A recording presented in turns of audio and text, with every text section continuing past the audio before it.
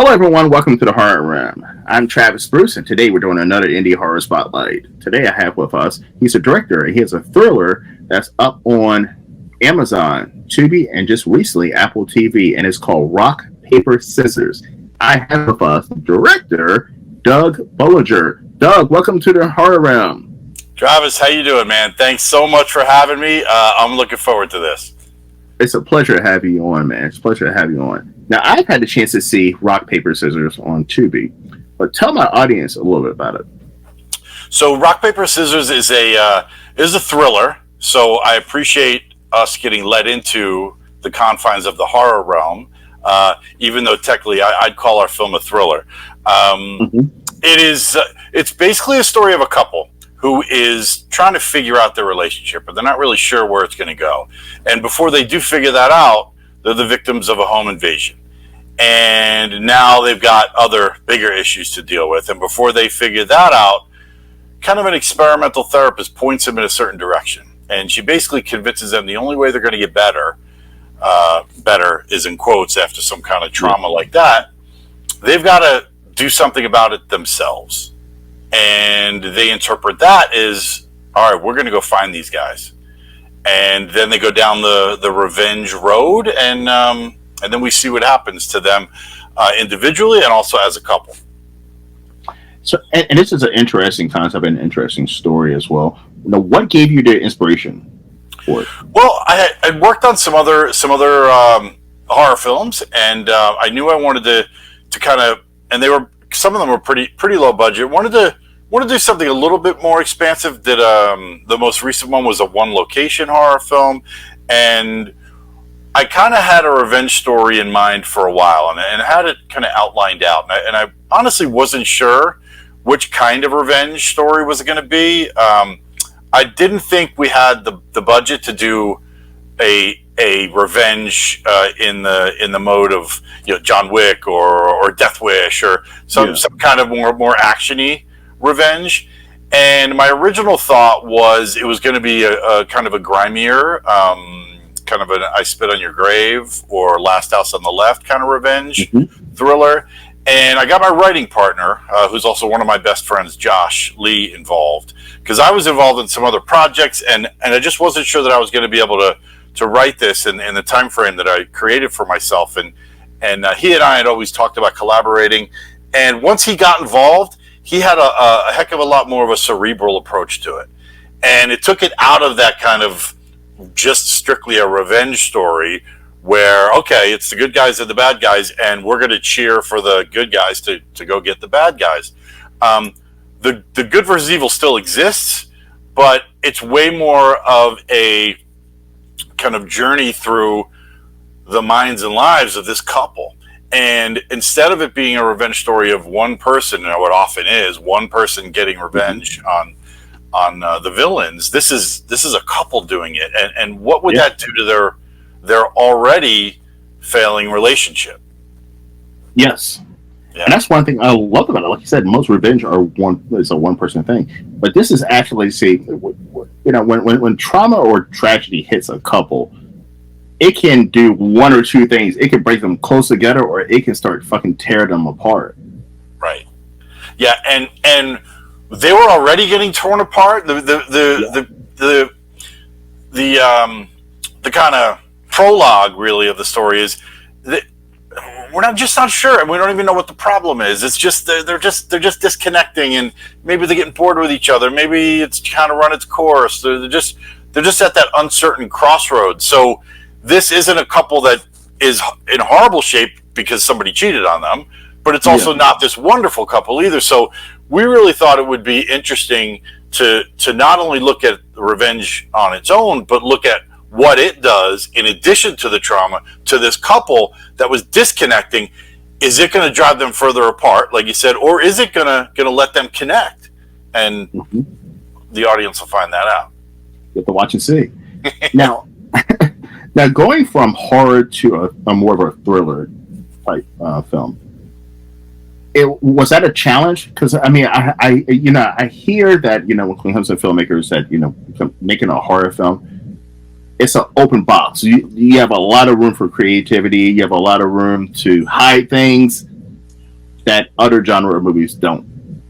Yes, the film we did just prior to releasing is a film called The Samaritans, and it's out on a bunch of platforms now too. And it's a one location, super low budget, super fun. 4 people, colleagues, are working on a project in a house. They're celebrating and drinking. When they pass out, they wake up and they're now in the basement and they don't know why. And it's way more of a kind of a typical approach to a horror flick. And like you said, if you're doing that in an entertaining way, I feel like the horror audiences, of which I include both of us, we can be a little bit more forgiving because I think there's a number of reasons, but I think one of those reasons is I think generally we love that kind of indie gritty horror vibe. That okay, this is Cinderella's story. Like these guys are pulling it together. They're trying. We're going to give them a little leeway. We're still going to like what we like and don't like what we don't like. But when, and I don't think we understood this challenge honestly when we started. It's not like upping your game like one is better than the other.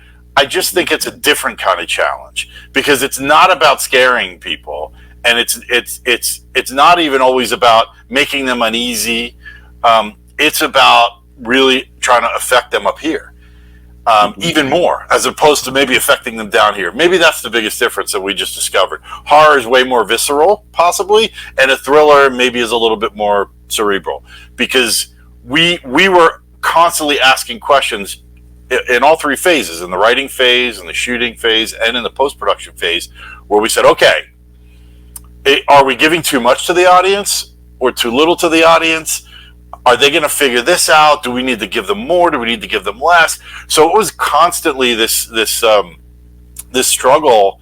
We're happy with the finished product, but it was a struggle every step along the way to figure out what information do we give to the audience, number one, and then how and when do we give it to them? I agree. I wonder why. I wonder why we're so. As an audience, we're so more forgiving when it comes to horror. But I think it's because of the horror's history and its legacy. It's always had that gritty. You don't have to have the best acting. You don't have to have the best story. You don't have to have the best character development, and you can still find it enjoyable. Yeah, and you know what? And I've been to dozens of festivals that had a lot of these conversations, and I don't know that I knew the answers, but I feel like I discovered them along the way, at least some of them. And although I haven't personally been to horror cons, I always see them and always like, oh, I gotta go, and I don't. But I've been to enough festivals where these horror conversations do come up, so I think there's a similar vibe. It's that there are. We have this almost it's us against them mentality. It's like we're hard. It's like almost like being fans of a sports team. Like we can be the most critical of them, but if you're a true fan, you're gonna still be there, even if it's not so great. Exactly. We band together, and I think horror fans know each other. Like we know if we are, if we aren't, and we're kind of in that thing together, which I do kind of dig, and I still dig it. And the next project is going to be horror, so we're going to go back there soon. Yeah. Awesome. So let's go ahead and shoot up to that next project. It's called. That's going to be hard for me to say this. Scrawl. It's called Scrawl, and it's in production, and we're looking at early 2025 for release. Yeah. It's a little bit of Scrawl. For sure, Scrawl is, yeah. and it's funny. Every time I say it, I'm like, okay, I have to do a little visual aid, like Scrawl, like I'm writing very sloppy. Yeah. And the title was one of the first things that came to my mind when I wrote this too. It's basically a premise that is a dude, kind of a salesman-y kind of type guy, good looking, fast talker, and he wants to be a writer, but he just can't. And he's just not having that success. And he's kind of trying, and it's not happening for him. And he comes across a dude that, may or may not be living on the streets, meets him in a bar. And at that bar, in the corner, dude's drinking and has a bunch of stacks of notebooks. So our smooth talker kind of goes over to him and has a drink and starts reading through his stuff and realizes this stuff is good, but this guy can't sell it. Maybe there's a way for us to collaborate here. Well, his solution is that he brings him back home and basically abducts him and forces him to write, and then the guy sells the stuff as his own. And they then have this kind of weird relationship where that this guy's not on the streets anymore, so he is doing the writing. He is chained up in the basement, so he doesn't have a lot of choice, but he's getting something out of it too, because deep down he has this desperate need to write, and he just can't do anything with his writing. It's just in these dirty legal pads. And now this guy is getting it out to the world. So we kind of address a few different questions in it, or at least we hope we do. What is that? What price will you pay for success?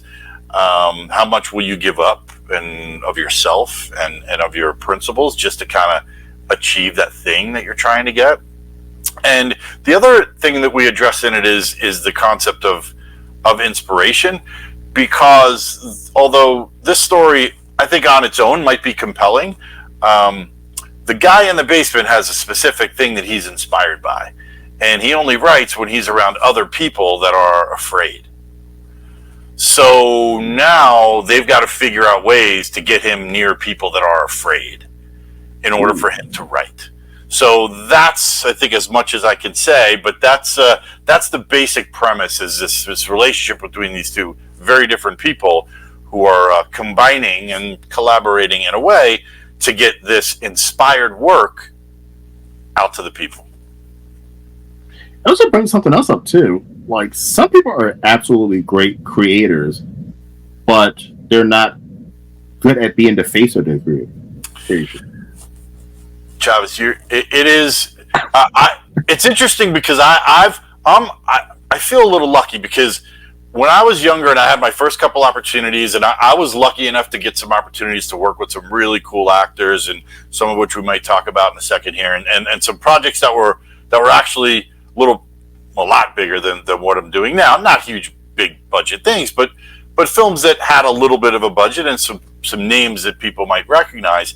And I walked away from everything for a while, and then when I came back into this kind of world, I kind of came back into this really super low budget feature world, and now I'm doing these small, tiny little things, whereas in the past there were other people that could do shows like this, and there were other people that could talk about it, market it, etc. Sometimes there was even a budget for that.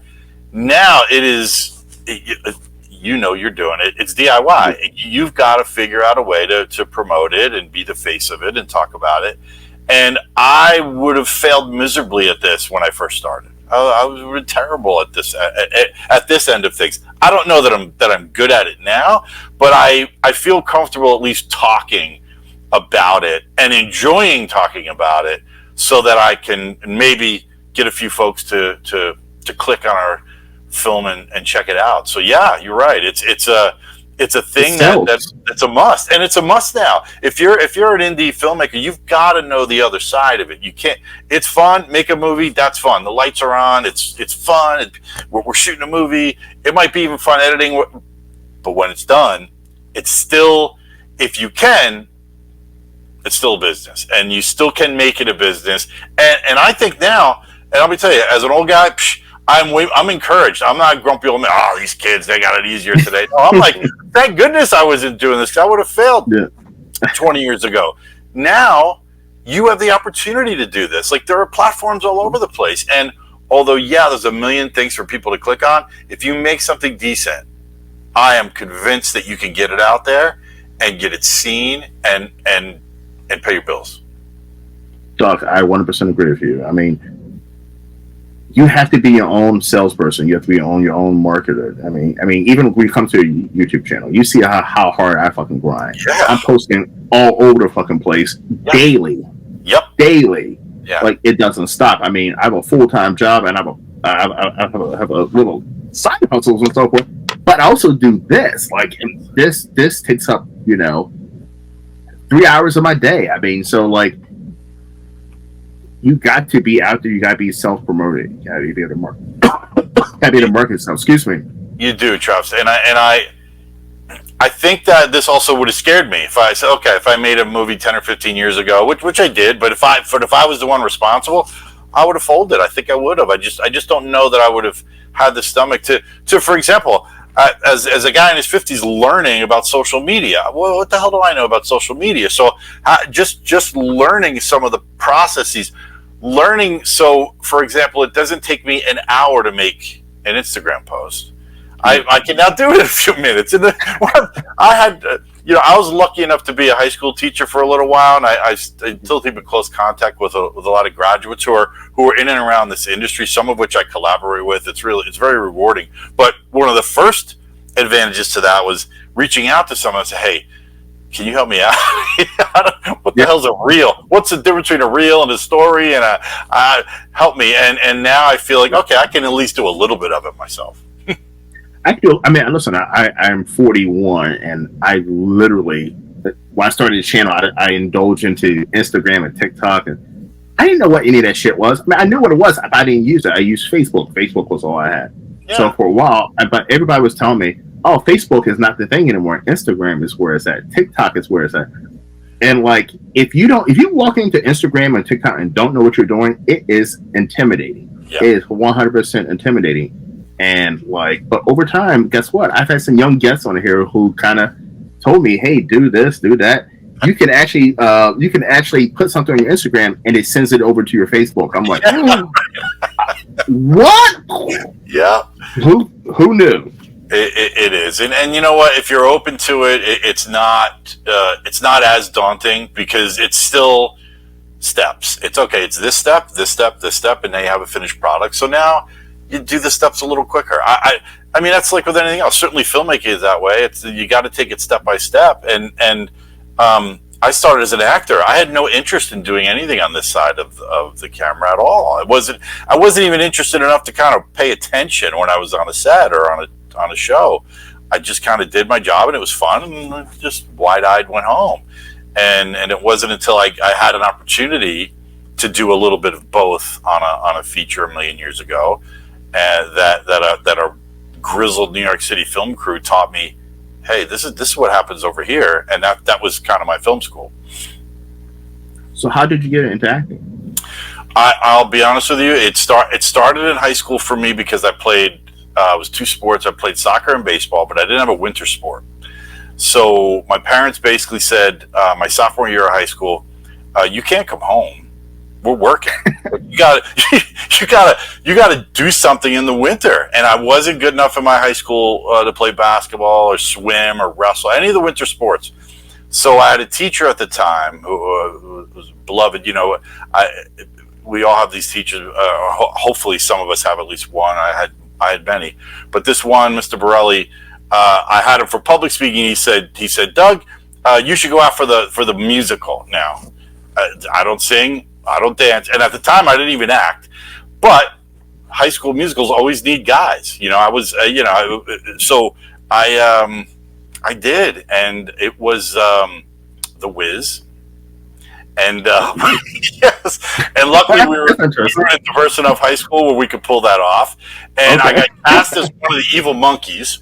Actually, I should amend that. I was casted like the main monkey, and I had one number. I was in a number where the evil witch was singing and kicking my ass all over the stage, and it was the girl I had such a crush on. I'm still dear friends with her, Amy Figueiredo, and she played the witch, sang her ass off, beat me up all throughout the song, and I'll never forget that first time. I'm a sophomore in high school. The audience was laughing, and they were supposed to, and I was like, oh.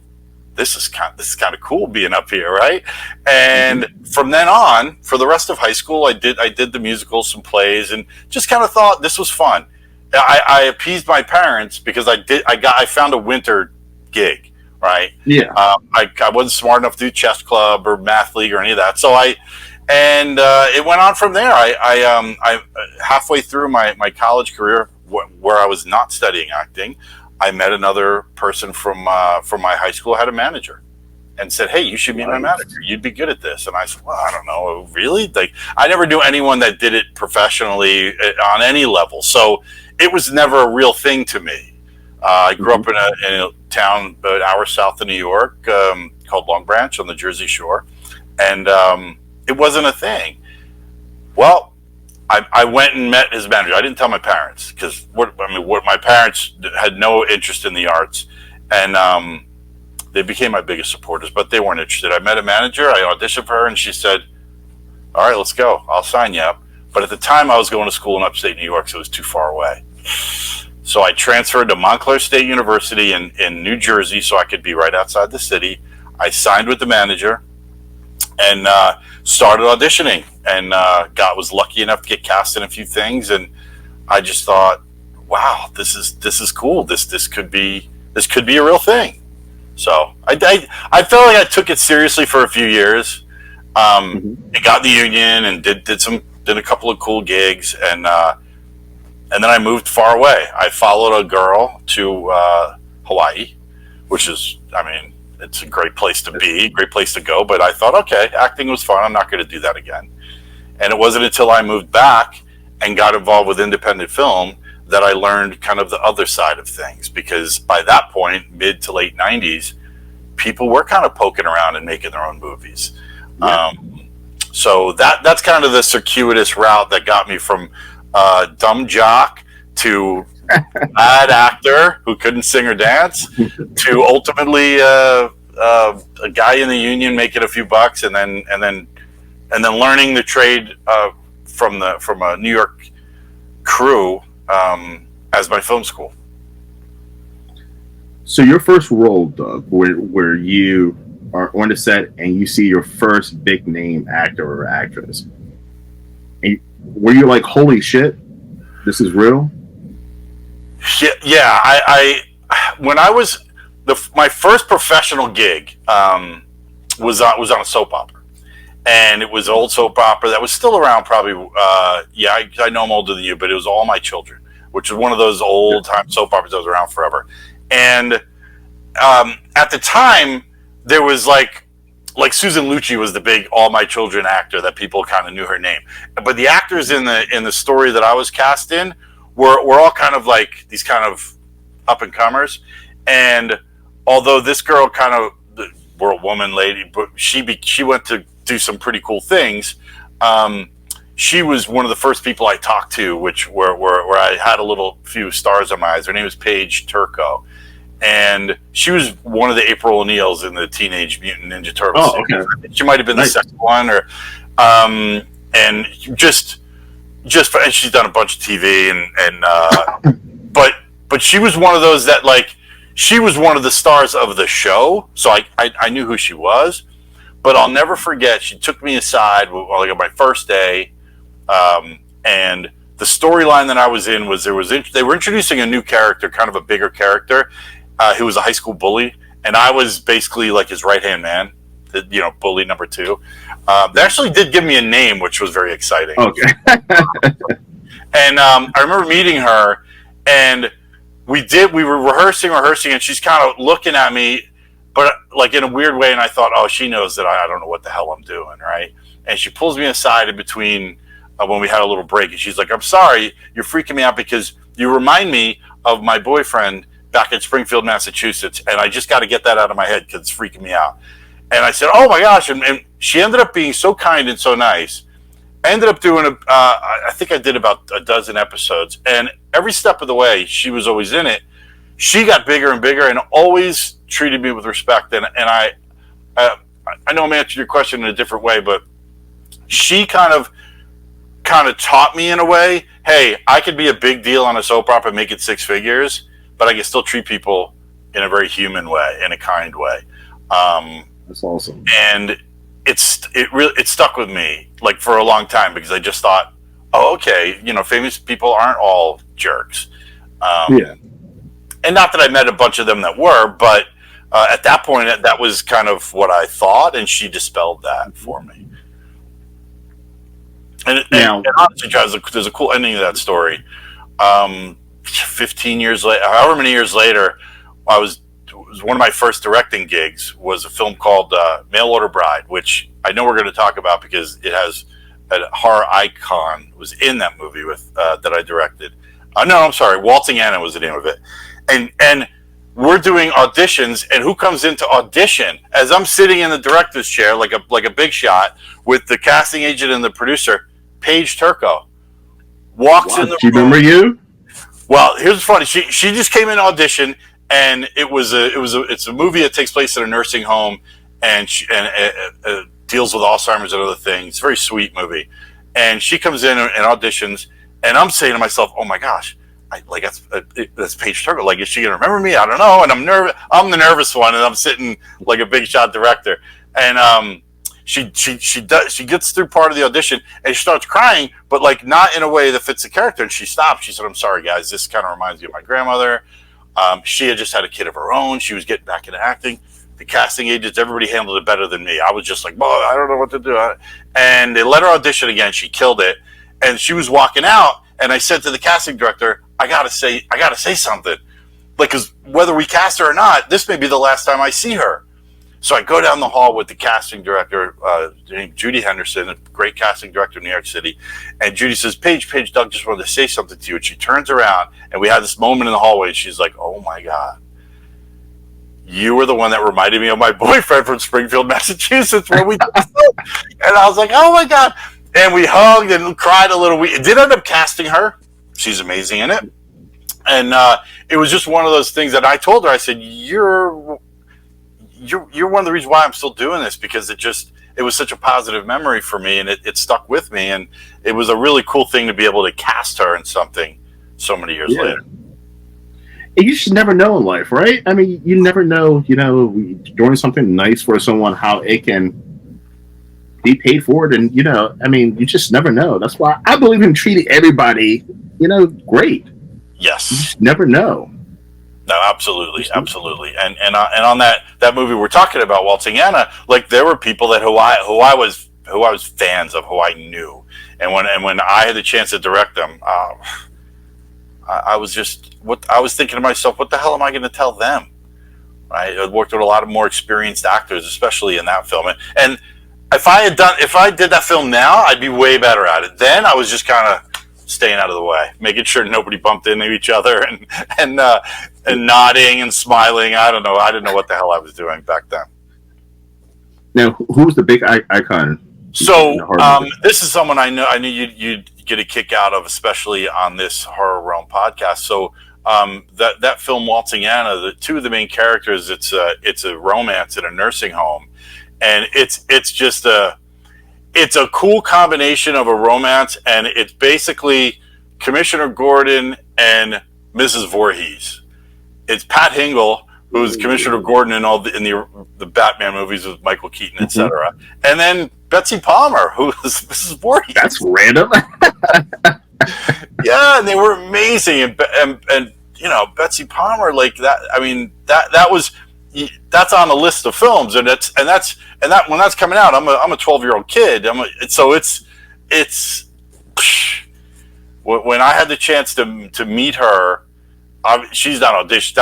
That's another part of the casting process, by the way. There's the audition. People are coming in, they're auditioning, and the top part is you make an offer. Like the casting director says, "Hey, we got X amount of dollars in the budget. We're going to make an offer." And then in the middle are the meetings where you kind of meet with someone, and they're kind of testing you out, and you're testing them out. So we had a meeting with Betsy Palmer, me and the producer I have to thank too, who gave me the opportunity to direct this, and we went up to her apartment in New York City, just talking about the movie and the script and the character, and just hung out in Betsy Palmer's apartment. Man, she's like this very bohemian, chill woman, and she's just talking to us about the character and what our plans are, and talking about Friday the 13th, of course. And she was a joy, man. She was a joy. It's a blast. I mean, I go to a lot of horror conventions, and it's a blast. I've been a horror fan since I was 4 or 5 years old. My mom was a big horror fan, so of course I became a horror fan, and it's such a blast meeting some of these icons, and they're such amazing people. I mean, listen, I've only met like one or two assholes, but and that was such a letdown. But the other 98% are just amazing people. Yeah, and Betsy talked about horror cons when we were with her, and she said, I remember her telling us, and rest in peace, Betsy Palmer. If I had a drink, I'd pour one out for her right now. She said about Friday the 13th, and she has said this in interviews too. She said, yeah, she did it because she wanted a car. Like she said, oh, I don't know if this movie's going to go anywhere, but I need a car, so I'm going to do this. I'm going to do this movie. And she said afterwards, she's so glad she did because she would do these horror cons, and that was kind of a regular paycheck for her. And she would do a project here or there. She did a lot of theater too, and she could do things just because she liked them. She didn't really need these paychecks because she could pay the bills by doing these horror cons. And she said she got such a kick out of it. She really loved it. And now the final question from my ask you, Doug. Yeah. By being an actor, and now you don't want the other side. Do you think by being an actor first and then becoming a filmmaker, do you think that has made you a better filmmaker? No doubt about it. No doubt about it. When I first, I remember this. So it was a small little movie that never went anywhere, but it was a little movie that gave me an opportunity to come on as an actor and as a first assistant director. And nice. I thought that was such a cool opportunity because I was going to learn all this other stuff that I didn't know. And I remember going onto the set the first day, and there were a couple people that folks would recognize in this. So I was already a little nervous.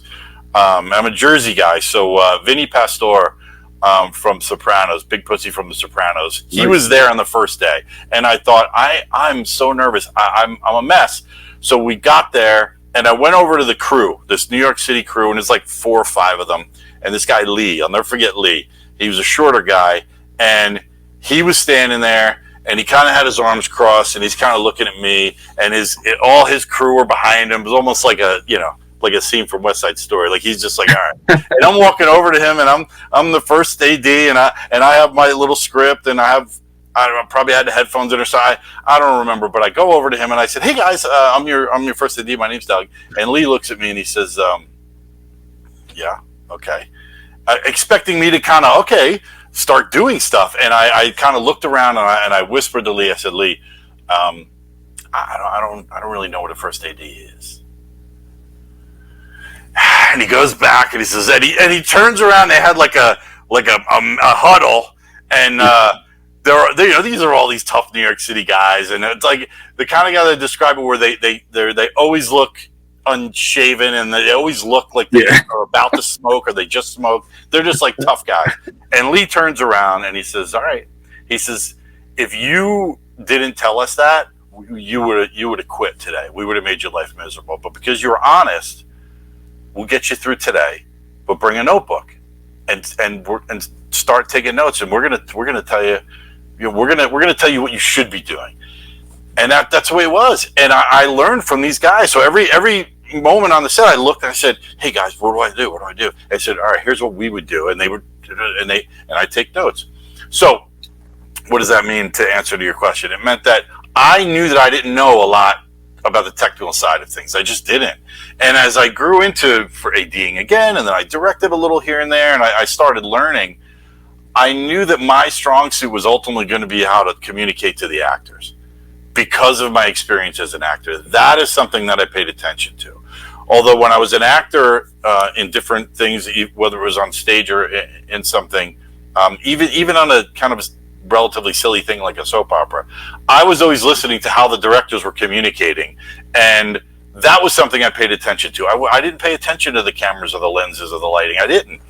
I eventually learned some of that, but I knew that inherently, I think that my strong suit, my skill set was going to be hopefully communicating to actors because I've been there. And that was something that I would not have known anything about if I wasn't an actor myself. And that's good to know, because I mean, like, I can imagine, because I mean, like, I did my first movie scene in a movie recently, and I was just sitting back, and I had no idea.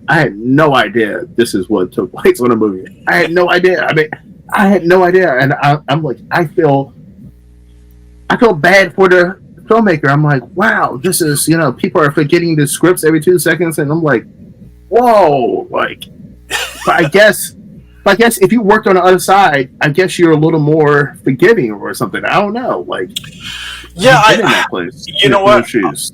It's I've gotten better at it, and I think that where I've when I had to teach it, I only taught high school for a few years. I think it was 5 or 7 years in there.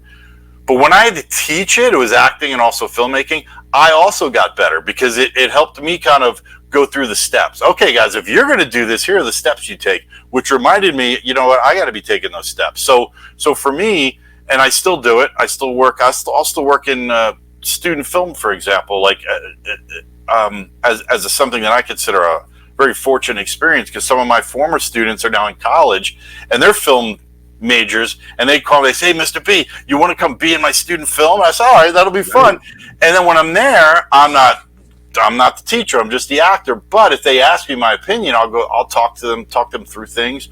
It made me more aware of the things that I know that I should be doing. So I think that my strong suit originally, I think it was just communicating to the actors, but it has also become the preparation and to try to minimize those things that you're talking about, to try to minimize the unknowns, try to minimize the mistakes or the wasted time or this or that. So I think ultimately, if you prepare enough, then you're going to be ready for things like that, and you'll be able to adjust. You'll be able to adjust. I think that to me would be the key thing that I still say to any younger filmmaker, and most are younger than me, but any that I talk to, that, hey, you've done a few things. What do you have to say? And I said, what I have to say is prepare. If I could tell you one thing, just prepare, and prepare for longer than you need to. So when then you get there, you can make those adjustments and you can make those choices and decisions on the fly, where you're not panicking if something goes wrong because you're ready with another option. Yeah. Because I mean, the one thing I saw in the set was like two of the actors no showed. Like I was like, oh my goodness, I would have been pulling my fucking hair out. And the filmmaker was so calm and cool. He was like, okay, well, I'm just going to scratch this out. I'm going to Travis, you're going to get extra line. This person. It was just like, I was like, wow, calm and cool. And you know what? It sounds like that filmmaker knew the story so well that he knew, you know what? I can make this adjustment. It's going to be fine. You know, this location falls through. This scene could take place over here, and this actor's not here. All right, we're readjusting the storyline. So that's that's preparation, and that's good for him and them. I'm sure it's always a team. Great team. All right, Doug, where can everyone find you, my friend? So RPS Thriller is the best place. That's our Instagram, which is the best place to find anything. We have a great link tree there, and we have links to our trailer and the platforms we're on, and this will be up there because I put all our any press we do, and RPS Thriller is the best place, and I'm on Facebook. I don't have my own Instagram, but I'm on Facebook and a lot of the filmmaker groups. Definitely track me down, say hi. I love connecting with other filmmakers, and this is a community that I find is very supportive of each other, which I absolutely love. I love them too. Now, Doug, how did you find me, by the way? Because you reached out to me through Instagram. Yeah, I did. Yes, I absolutely did. So I saw some of these interviews, man. I honestly I kind of prepared when we knew we signed up with a company called Film Hub, which is a great company getting people's movies out there to the world. And once I did that, and we knew, okay, this is real, we're getting on these platforms. I was involved with other projects that were on platforms, but I wasn't the main person doing all this. So when I knew we were getting on the platforms, I really committed to researching the kind of indie horror world. And I knew that we were on the outskirts of it as a thriller, but I knew that there aren't thriller podcasts. There aren't thriller web pages and thriller incidents. There just aren't. So we were lucky enough to have some of our older films reviewed on a few cool horror sites, and I thought, all right, I'm just gonna start making a list, and I want to know who's talking about it. And I'll be honest with you, man, like this isn't just me blowing smoke up your ass. You're one of the few doing this consistently with indie filmmakers. There's a lot of people doing reviews. There's a lot of people doing kind of lists and debates about what's better, Friday the 13th or Halloween or etc. That are having those conversations. But as far as consistently giving indie filmmakers a platform, when I looked, I was like, all right, this dude's doing this. I got it. I don't know if he's gonna respond, but I'm gonna reach out because I love what he's doing. I'd seen quite a few of your interviews, and I thought, all right, I'm gonna be there. I'm glad you did, man. I'm glad you did, and thank you too, man. Thank you. I mean, I really am. I think I am the only indie, the guy who just shines spotlight on. Because I mean, like you said, there are podcasts so forth who, yeah, they might hit on indie, but majority of the stuff is the Halloween and Friday the 13th, the big name stuff. But no, I'm just focusing on indie horror. And you know what? That's fun too. That's fun too, because like I've seen so many of your interviews, and I know that sometimes that's a part of what you talk about, like that, and that makes sense because it's we're still in that world. We're still fans of that world, and I find, put it this way. When I come across one of your interviews, one of the first things I do is try to find that person's Instagram. Like if all we can do is follow each other and subscribe, if that's all, like I'm gonna still try to watch a lot of these things. I will even look up some of the actors if I watch something and so wow, I like them. I'm gonna follow them. Even if it's just that, and we're doing that, it's gonna help us in the long run. I agree. And by the way, everyone, please subscribe to my channel because more subscribers means that it's going to bring more attention to indie horror. So definitely subscribe to my channel. Absolutely, and share and like it, and if you like it, check.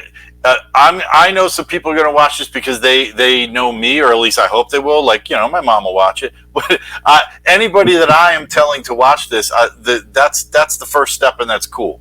And if I'm the gateway to have a few more folks come to your channel and subscribe, awesome. I'm going to share it all over the place and promote it, and because I see the work that you're doing, and I love it, and I appreciate it. I appreciate it, brother. I appreciate you coming on. Listen, you're more than welcome to come on when we get Scroll out. I keep wanting to say Crawl, but Scroll. Scroll.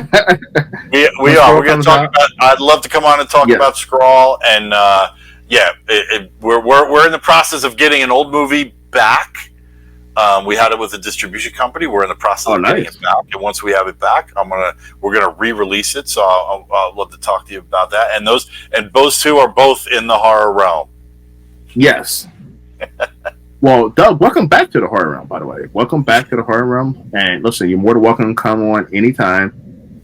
Everybody, please go ahead and follow Doug and his team on social media. Also, too, get your asses over to Tubi and Amazon and Apple TV now and check out Rock, Paper, Scissors. All right, everyone. Well, thank you for coming to the horror realm. I'm Travis Bruce, and that is Doug Bollinger. We'll see you guys next time. Take care. Thanks.